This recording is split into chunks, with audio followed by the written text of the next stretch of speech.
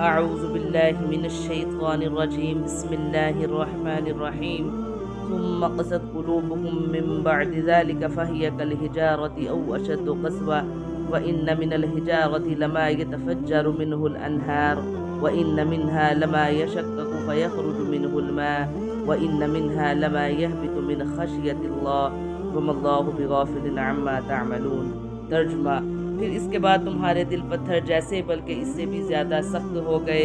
بعض پتھروں سے تو نہریں بہہ نکلتی ہیں اور بعض پھٹ جاتے ہیں اور ان سے پانی نکل آتا ہے، اور بعض اللہ تعالیٰ کے ڈر سے گر گر پڑتے ہیں، اور تم اللہ تعالیٰ کو اپنے اعمال سے غافل نہ جانو۔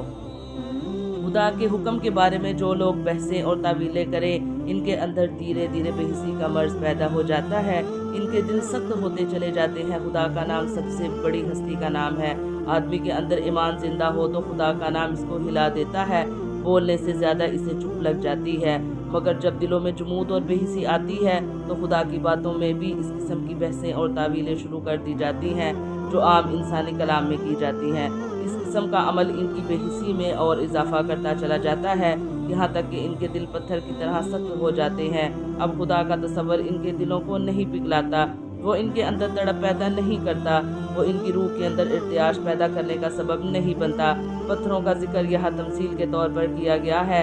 خدا نے اپنی کائنات کو اس طرح بنایا ہے کہ وہ آدمی کے لیے عبرت و نصیحت کا سامان بن گئی ہے۔ یہاں کی ہر چیز خاموش مثال کی زبان میں اسی مرضی رب کا عملی نشان ہے۔ پتھروں کے ذریعے خدا نے اپنی دنیا میں جو تمثیلات قائم کی ہیں، ان میں سے 3 چیزوں کی طرف اس آیت میں اشارہ کیا گیا ہے۔ پہاڑوں پر ایک مشاہدہ یہ سامنے آتا ہے کہ پتھروں کے اندر سے پانی کے سوتے بہتے رہتے ہیں جو بالآخر مل کر دریا کی صورت اختیار کر لیتے ہیں۔ جو اس انسان کے مل کر دریا کی صورت اختیار کر لینے سے یہ انسان کی تمثیل ہے جس کے دل میں اللہ کا ڈر بسا ہوا ہو اور وہ آنسوؤں کی صورت میں اس کی آنکھ سے بہہ پڑتا ہو۔ دوسری مثال اس پتھر کی ہے جو بظاہر خشک چٹان معلوم ہو، مگر جب توڑنے والے اس کو توڑتے ہیں تو معلوم ہوتا ہے کہ اس کے نیچے پانی کا بڑا ذخیرہ موجود تھا۔ ایسی چٹانوں کو توڑ کر کنویں بنائے جاتے ہیں۔ یہ اس انسان کی تمثیل ہے جو بظاہر خدا سے دور معلوم ہوتا ہے۔